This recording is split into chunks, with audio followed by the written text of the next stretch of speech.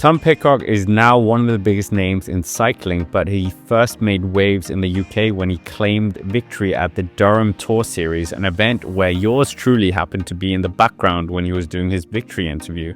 Fast forward to Rouleur Live 2021, and Tom Pidcock himself graciously took time for a brief interview with us, much to the annoyance of his management. Since then, he's won some of the most iconic races in cycling, winning on Alpe d'Huez in the Tour de France, at the Strade Bianche, and also Amstel Gold, and he even managed to snag Olympic gold twice in the mountain bike discipline. Now in 2025, in fresh new colors with Q36.5, he's making marks already again, and it was these exact colors that caught my attention during a ride in Spain, and what a crazy moment to see the double Olympic champion in front of me. So I paced as hard as I could to try and get on his wheel, did everything I could. I was going around 400-300 watts, as you can see there, and you can see that Tom Pidcock was taking it quite easy here, but the sections that we were going to go through this way were very technical, and of course Tom Pidcock being one of the best bike handlers in the professional peloton, this was definitely going to be a huge challenge for me to even hang on to his wheels more than a couple of seconds. But you can see there the Q36.5 kit, very beautiful, the Red Bull helmet as well, and that kit as well is absolutely beautiful. I think a very nice blend for the Pro Continental team. But yeah, the Red Bull helmet very visible. I was doing my best just to make sure that I wasn't getting lost behind his wheel, but yeah, Tom Pidcock taking it quite easy here. But we were coming down to a descent, and this is where I was starting to panic, as we all know that breathtaking Alpe d'Huez descent that he did years ago. But here, clearly taking it a bit easy, but I was still around the 300 watts, so he wasn't going too easy. And yeah, he was pushing a bit definitely here. I was doing my best to just hang on. Nothing, well, this was a once in a year's experience, or whatever you want to call it. And the new boy for Q36.5, the poster boy for the team. You can see here that I'm just upping the tempo a bit in terms of the watts, but it's going up and down obviously because of the terrain. The gradient here not too shabby, but yeah, on the back of Tom Pidcock it also says they're research scientists, which is quite a novel little detail. But yeah, I was staying around the 300 watts here, so it was a fairly comfortable ride for him, you would take it. And given the 30% or so you save from being on the back, he's probably doing similar kind of range, you would think.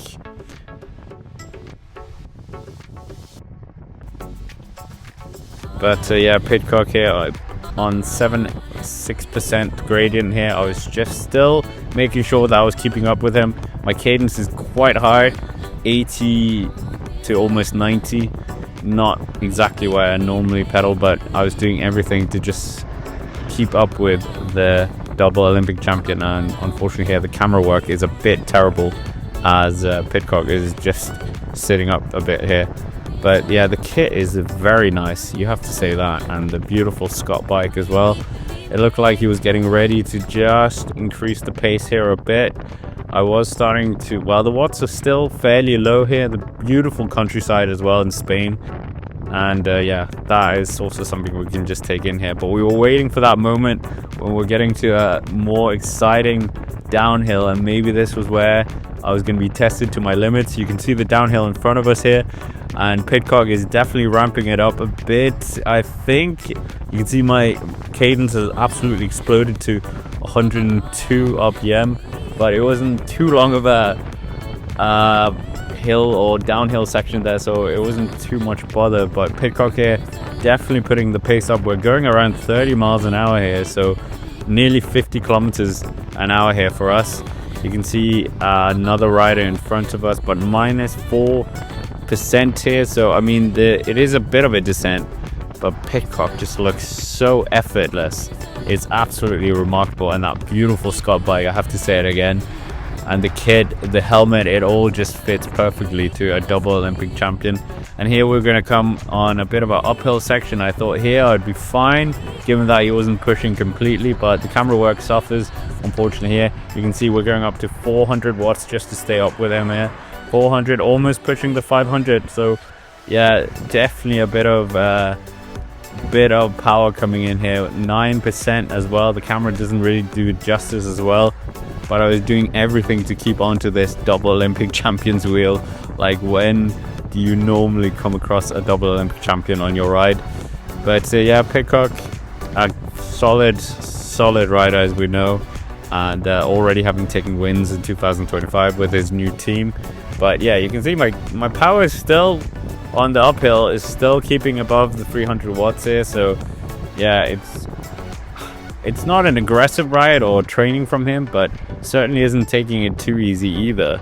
So Pidcock gearing up for a whole calendar of things in the new year. But yeah, right now he had an annoying Danish YouTuber on his wheel.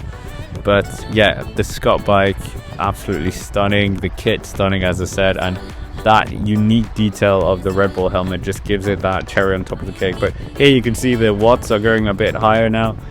Almost came to 380 watts there. But we're on the bit more of a flatter section here. You can see the gradient leveling off, but my cadence is still very high, above the 90 RPMs here. And the gradient just starting to increase a bit. And here we are, looking like we're coming towards a descent. And this, of course, was the heart-stopping moment for me. Would I be able to follow the Olympic champion here? He is notorious on the downhill, so fast. You can see he's already distanced me a few bike lengths, and he's not even trying, let's be honest. He's not even going full gas here. And you can see just the way he maneuvers through the corners, absolutely exquisite, you would say. Poetry in motion.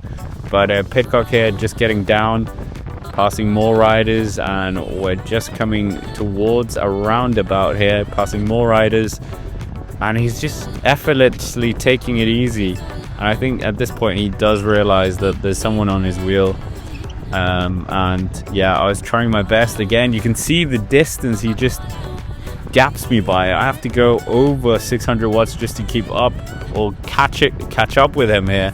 But Pidcock absolutely just effortlessly just disappearing up the road, which is incredible to see. There's a reason why he's probably the best bike rider from Britain. But there you can see he notices me, he has a look and thinks, who are you?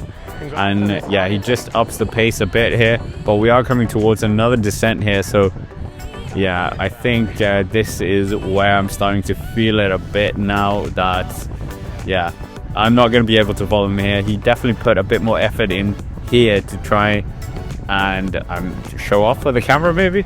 But yeah, just look the way he goes through the corners. It's just beautiful to see his bike handling. And at this point I've just given up, because I've seen that there's more descending happening, and I don't think I'm going to be able to catch him here. So the two-time Olympic champion moment is gone, and yeah, I didn't think I was going to be able to keep up with him here. So yeah, that is where I called it a day. But that's basically it for this video. This is me having tried to follow Tom Pidcock, the Alpe d'Huez champion, the two-time Olympic mountain bike champion. What an amazing talent he is. And yeah, for a moment I was sharing the same road as him, and yeah, absolutely incredible to see him in that kit, that helmet, and the bike as well. But yeah, I hope you've enjoyed this video. You can see I'm just coming towards a halt here as well, but you can see Tom Pidcock disappearing up the road. And what an exciting rider he is. With that, that's basically it for this video. Make sure to hit the like button, subscribe to the channel here on the Cycling Day in Action channel if you're new here. And why not check out a video where I followed the wheel of Primož Roglič, or even took on Tobias Lund Andresen in a sprint head-to-head. But with that, thank you very much for watching, and I will see you around.